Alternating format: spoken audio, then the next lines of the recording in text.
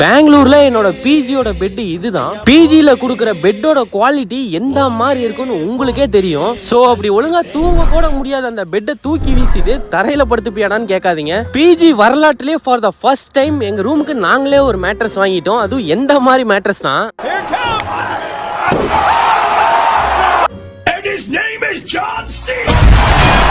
தூங்குறத தாண்டி உங்க ரூம்மேட் கூட எந்த குரங்கு வித்த காட்டினீங்கனாலும் ஒண்ணுமே ஆகாத மாதிரி வாங்கின மேட்ரஸ் தான் ஜெர்மனில இருந்து ஈரோப்போட பெஸ்ட் செல்லிங் மேட்ரஸ் ஆன எம்மா ஹைபிரிட் மேட்ரஸ்.